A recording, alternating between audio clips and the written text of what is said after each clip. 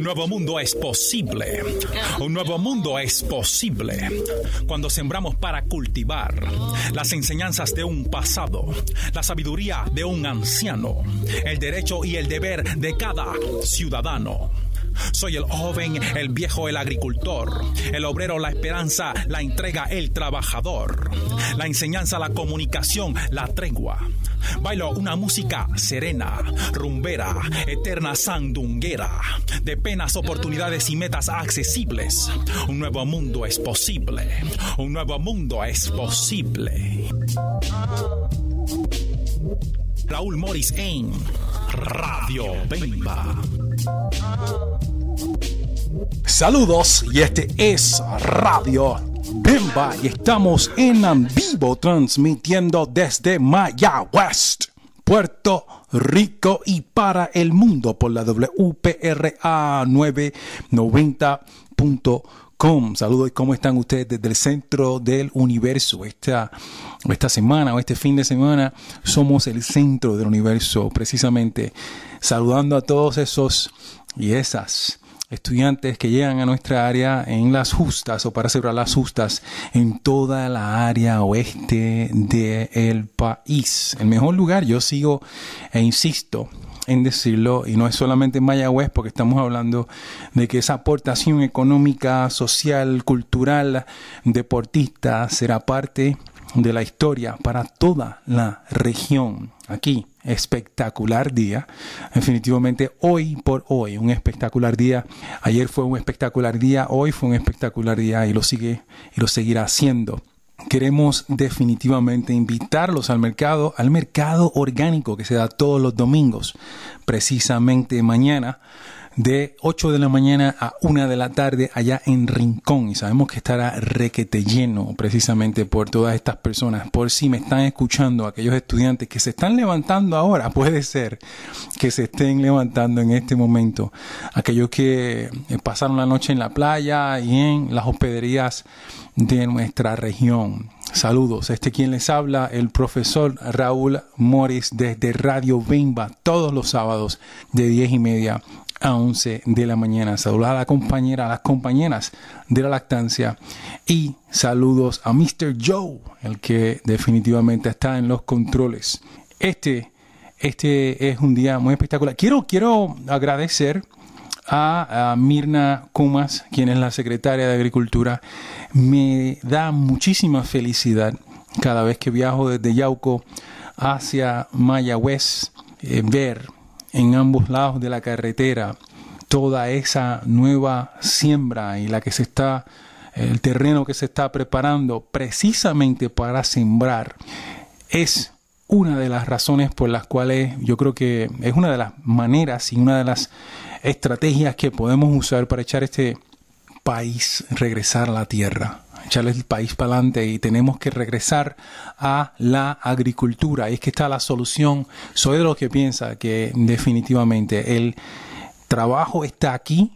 Seguimos pensando en la agricultura como una alternativa. Mencionamos los mercados orgánicos, ya sea el de está en Aguadilla, el que está en Ponce. Mencionamos los mercados en la área metropolitana porque entendemos que ahí está la solución, ahí es que están los trabajos. Hoy por hoy no se habla de hacer una agricultura como se hacía en los 50 o en los 30 o al principio o en el siglo pasado. No estamos hablando de una agricultura moderna, estamos hablando de una agricultura con herramientas, estamos hablando de una agricultura con tecnología, ¿no? Y no estamos hablando de genéticamente alterar, ¿no? Del GMO, no estamos hablando de modificar semillas, estamos hablando de respetar la naturaleza. Esta próxima semana en la Universidad de Mayagüez se estará celebrando el día o la Semana del Planeta. Toda la semana en la Universidad de Mayagüez se estará celebrando la Semana del Planeta, y precisamente para nosotros es muy importante que lo auspicien porque estamos hablando de proteger el planeta, estamos hablando de proteger los recursos, estamos hablando de las alternativas que generan y que son nuestra razón de ser y nuestra razón.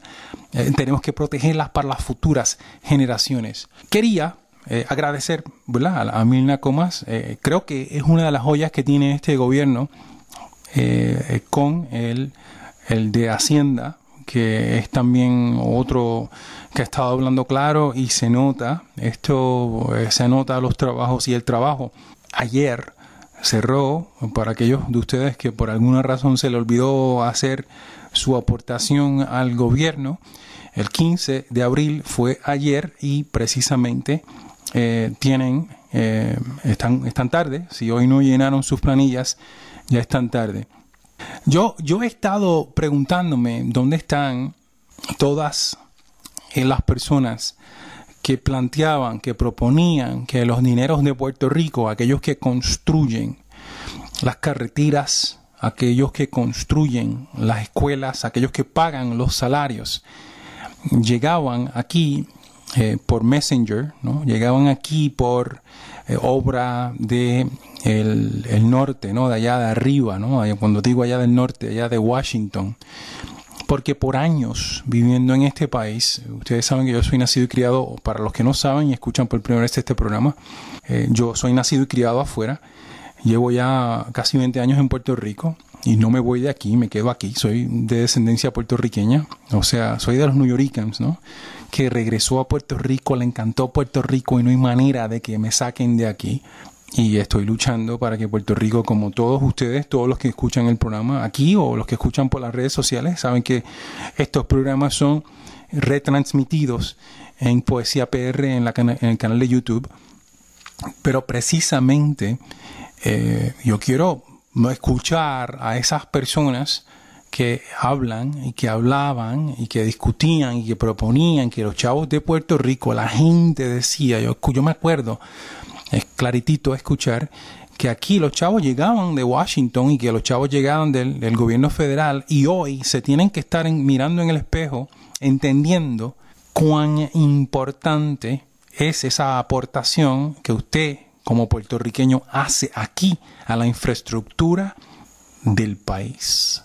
O sea, hoy por hoy nosotros dependemos y estamos extremadamente, siempre ha sido así, estamos extremadamente claros de que el dinero que se genera aquí, que hace las carreteras, que hace las escuelas, que le paga los salarios, son ustedes los puertorriqueños precisamente quienes hacen esa aportación. Ustedes son los que hacen esa aportación a este país. Y ha sido así desde siempre. La gran mentira es que por mucho tiempo se repetía que aquí los fondos federales eran los que resolvían todo y que todo el mundo dependía de los fondos federales y que sin los federales nosotros, la gran mentira. Hoy por hoy sabemos que estamos, o por lo menos el gobierno, tiene una situación particular con los bonos, entre otras cosas, ¿no? Y que los federales no están ayudando y no van a ayudar y que decidieron que no iban a ayudar, que no se iban a involucrar. Es importante también subrayar, escúchenme bien lo que voy a decir, porque hace poco aquí en Puerto Rico, sobre 25,000, si mal no recuerdo, puertorriqueños participaron precisamente para elegir a este señor Rubio, Marcos Rubio, ¿no? Sobre 25,000 personas participaron en esa elección, ¿no?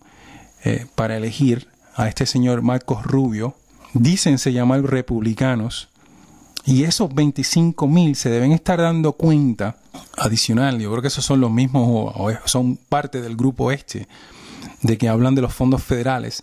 Pero esos 25,000 se tienen que estar dando cuenta que los republicanos o el republicanismo, la visión de mundo del republicanismo, los republicanos, es precisamente el que ustedes han estado escuchando y viendo, tratando de imponerse a los derechos de usted como puertorriqueño en esta llamada democracia. Estos mismos son los que están allá en los Estados Unidos, los Tea Party, los que están a favor de que usen los nativos mexicanos que cruzan las fronteras, que lo usen como tiro al blanco, ¿no? Son los que aplauden esa burundanga. Son los que aplauden el sacar la gente después de 20 años y dejar sus hijos en los Estados Unidos y sacar los que se llaman indocumentados y los envíen nuevamente a sus países. Algunos, ¿no? Porque no lo hacen con todas las etnias o culturas. Esos son los mismos que se interponen ante los países centro-suramericanos que están ahora mismo allá involucrándose en lo que está ocurriendo en Brasil, en Venezuela, en Honduras, en México, en un sinnúmero de países. Son los mismos que están en el otro lado, en Irak, son los mismos que están allá en Palestina, involucrándose. Esos son los que piensan, y los 25,000 aquí que votaron, que no hacen la conjetura, no hacen la matemática sencilla. Usted tiene que estar bien claro cuando usted va a ejercer su voto y que no dejen que ninguna persona los use, ¿no? En esto de las elecciones, que los lleven allí como ganado y que ejercen su voto, y que de momento se den cuenta que aquí ese señor Marco Rubio no estaba ni por los centros, ¿no? Y aquí ganó con bombos y platillos porque quién sabe qué ocurrió, ¿no? Tras bastidores. El tema de hoy no tiene nada que ver, o tiene que ver, pero no necesariamente, porque hoy yo quería hablar sobre un pensador, un demógrafo, un economista, una persona que vivió para el 1766, para el 1834, llamado Thomas Malthus. Y ustedes a lo mejor sí o no han escuchado eso, se llama el malthusianismo. Es una filosofía, es una teoría que establecía allá para el tiempo de la Revolución Industrial, ¿no? Allá en Europa, el británico, el economista británico, que planteaba que el crecimiento de la población, o sea, mientras más crecía la población, las posibilidades de que los recursos, el recurso de la comida, el recurso del agua, el recurso de vivienda, el recurso de educación, que iban a carecer las poblaciones, iban a morirse de hambre, ¿no? Porque no era posible, y claro está, estamos hablando para el 1800, ¿no? Que no era posible que se generara suficiente comida para las poblaciones, o lo que se llamaba las poblaciones en crecimiento, ¿no? La sobrepoblación mundial. Ese es el término que se logró usar y que logró justificar. Y ahí es que vamos a entrar y cómo vamos a atar cada uno de estos elementos precisamente.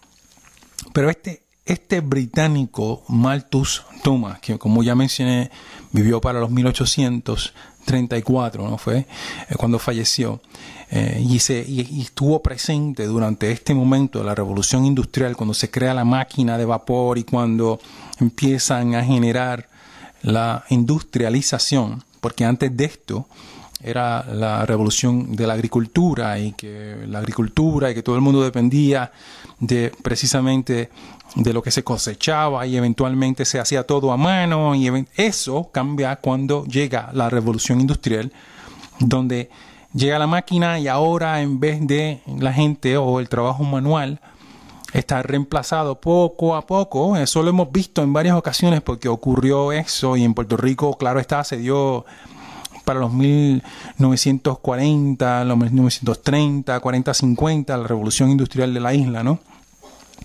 Donde Fomento y las grandes industrias creadas por el mismo gobierno fueron establecidas y que poco a poco industrializaron en esa llamada revolución industrial criolla a la isla, ¿no?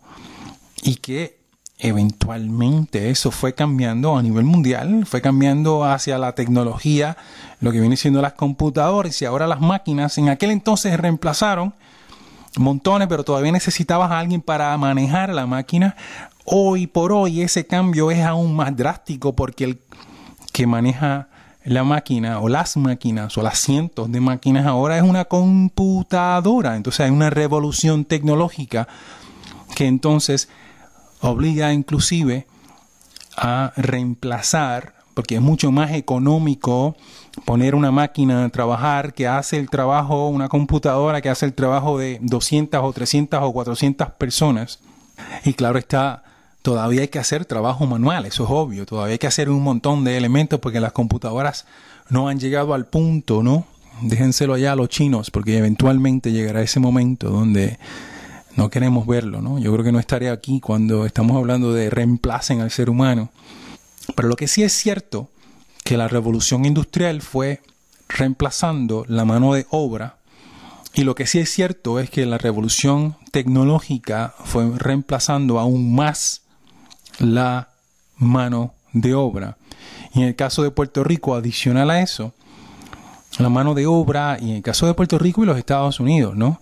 Pregúntenselo a Detroit, donde se hacían los carros, y que las corporaciones que en algún momento se establecieron en Detroit, que era el lugar donde se hacían los mejores carros del mundo.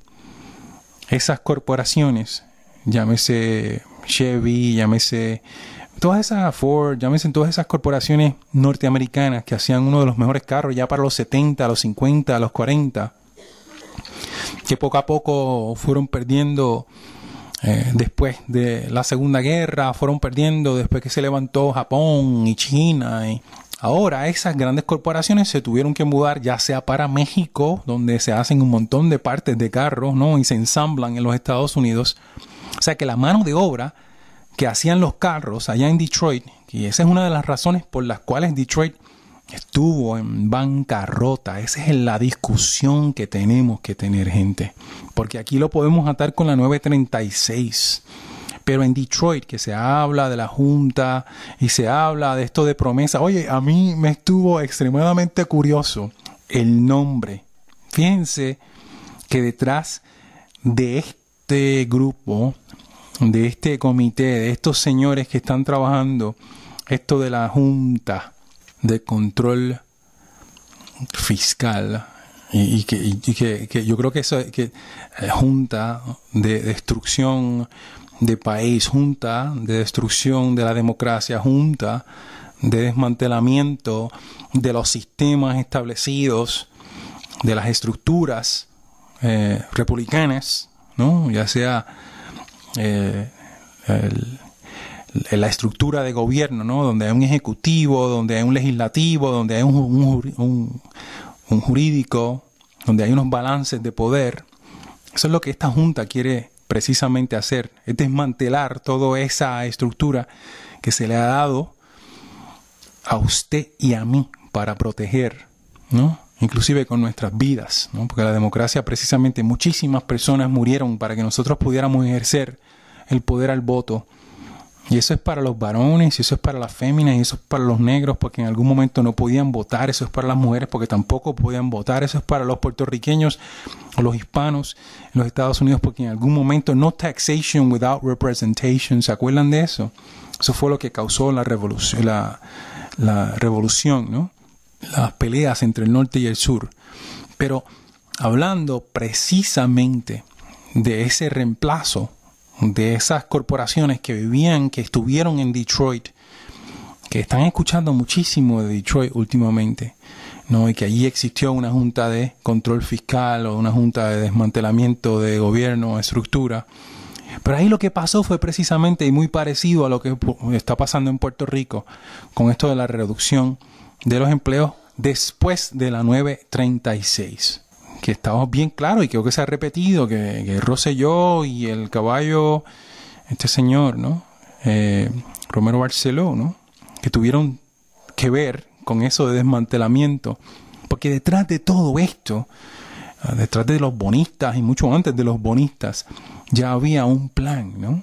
Ya hay un plan establecido para desmantelar lo que existe, para que se pueda reemplazar con algo que alguien entiende que es mejor. Tengo que regresar al malthusianismo. Entonces, el señor Thomas Malthus creó este concepto de que iba a crecer la población a tal nivel de que no se le iba a poder alimentar y que por ende se establecieron un sinnúmero de proyectos, un sinnúmero de estrategias y un sinnúmero de políticas de país, ya sea en Estados Unidos y en el mundo, que justificaron la reducción de la población a fuerza de martillo, a fuerza de palo, ¿no? Y ahí es que se experimentaron con esto llamado las píldoras anticonceptivas. Experimentaron. Y eso está bien documentado. Y si no me creen, pueden ver un documental espectacular que se llama La Operación. Lo pueden ver en YouTube. Y es totalmente gratis. Les recomiendo que van a quedar. Se llama La Operación, de cómo en Puerto Rico y en otros países, incluyendo Venezuela, incluyendo Colombia, se experimentó con la píldora anticonceptiva en mujeres sin saberlo, sin pedirle permiso, sin que filmara absolutamente nada. Y aquí las mujeres pobres y en comunidades marginadas, precisamente, y podemos hablar de los residenciales públicos porque sí. Y en este documental que ustedes ven, precisamente hecho por la Universidad de Fordham, no me acuerdo ahora el nombre de la doctora, pero se hace por una doctora puertorriqueña y también otra doctora norteamericana. Esta documentación se hace sobre esos experimentos. Pues es consecuencia de esta visión del maltusianismo para reducir la población, esta teoría demográfica que si reducimos la población, entonces habrá suficiente bizcocho para que todos podamos comer. Y si sigue creciendo la población, sigue creciendo la población, sigue creciendo la población, no va a haber suficiente comida para darle a esa gente que está creciendo a las próximas generaciones. Y por eso hoy por hoy hay una reducción inmensa de la población en Puerto Rico. Una reducción inmensa en la población de Puerto Rico. Por eso no estamos pariendo el reemplazo de la próxima generación. Por eso hace más de 20 años, aparte de la educación, yo sé que es mucho más complejo, aparte de la educación, pero detrás de todo esto había una cierta propaganda que se empezó a establecer desde los 50 para acá, mucho antes, desde los 40 para acá, inclusive desde 30 para acá en Puerto Rico, donde se hacen esas experimentaciones. Y se reduce esa población. ¿Y se reduce por qué? Por estas teorías llamadas maltusianos, ¿no? Maltusianas, que precisamente establecían que si que seguía creciendo la población, eso iba a tener un efecto en la comida y no iba a haber comida suficiente. Miren, gente, la realidad actual es que los Estados Unidos y los países desarrollados del mundo producen tanta y tanta comida que tienen que botar comida para mantener los precios lo suficientemente altos para las grandes corporaciones, para que las grandes compañías, para que los grandes productores puedan seguir haciéndose ricos. Eso es la verdad. La verdad es que por muchísimos años se ha botado más comida. O sea, más de la mitad de lo que se produce se bota. Se bota. Y precisamente cuando hay un surplus, cuando hay mucha producción, por ejemplo, de tomates, por ejemplo, de lechuga, por ejemplo, de maíz, por ejemplo, de arroz, pues las grandes corporaciones deciden botarlo. ¿Por qué? Porque va a afectar el precio en Wall Street.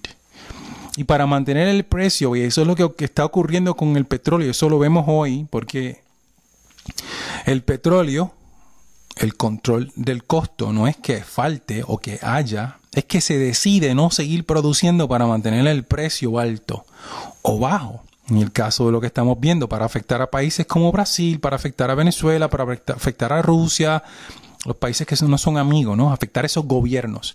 Porque mientras estaba a $2 o $1 y pico, qué sé yo, casi $100 el barril, muchos países que producen, ya sea Venezuela, ya sea Brasil, ya sea países como Rusia, que son enemigos de la política pública de Estados Unidos y de países, y de esos países, 7 países que controlan el planeta, y que hablamos de países, pero realmente detrás de todo eso hay grandes corporaciones.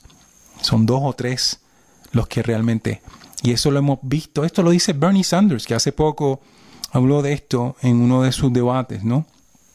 Donde cómo es posible que en los últimos años, en los últimos 20, 30 años, los recursos o sea, la gente que tiene el poder de los recursos, ese grupo, ese grupito de personas es más y más pequeño. Estamos hablando 1%, 2% de los 7,000 millones de seres humanos. Estamos hablando de 4 o 5 familias que mientras algunos no tienen para comer, ellos se siguen enriqueciendo, mientras algunos países no tienen para sustentarse, para simple y sencillamente sobrevivir, y mueren cada segundo, cada 5 segundos muere alguien por algún niño, o ya sea por guerra, o ya sea por enfermedad, o ya sea por falta de agua, o falta de alimentación. Esto está bien documentado. Y como ustedes y nosotros atamos todo eso que está ocurriendo con lo que nosotros estamos viviendo. ¿Por qué? Porque nosotros tenemos que darnos cuenta que tiene que ver con esto de regresar a la tierra. Porque es allí donde tenemos la solución para salvaguardar, para darle calidad de vida a nuestro país, para darle alimento a nuestro pueblo.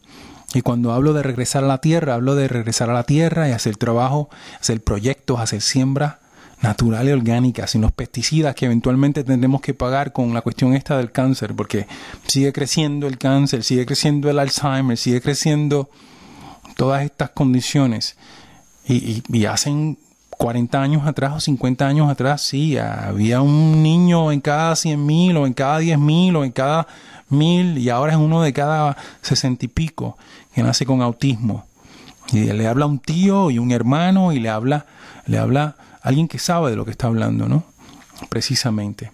A todos los jóvenes que están en esta zona durante estos próximos días, que la pasen súper bien en esta su zona oeste, que no se olviden de nosotros, que regresen aquí a nuestra zona. Esperamos ya pronto. En el próximo año espero que aquí se den las justas nuevamente. Tenemos que felicitar nuevamente a toda esa gente que ha trabajado sumamente fuerte para que estas justas sean tan espectaculares como lo que hemos visto hasta ahora, y que esa infraestructura, ya sea en Mayagüez, ya sea en Hormiguero, ya sea en Rincón, ya sea en toda esta área, esté en las más óptimas condiciones. Gracias a todas esas maravillosas, las autoridades de energía eléctrica, acueductos, a los municipios, a los alcaldes. Excelentísimamente, gracias a todos ustedes que han estado trabajando espectacular. Este ha sido otro programa desde Mayagüez, Puerto Rico. Radio Bemba. Bendición y cuídense mucho. Para contactar a Radio Bemba, ustedes pueden comunicarse vía teléfono 787-222-5590. Este es el celular de este servidor Raúl Morris. Igualmente pueden contactarnos vía las redes sociales. Ustedes encontrarán que Facebook estamos como Radio Bemba Puerto Rico 990 WPRA. Nos pueden definitivamente también encontrar en Twitter, Radio Bemba WPRA 990. Estamos para servirle, escuchar sus aportaciones a este programa y a la vez agrandar el conocimiento como parte de este cerebro colectivo que compartimos hoy en día con lo que viene siendo el Internet y las redes del mundo. Gracias y hasta la próxima.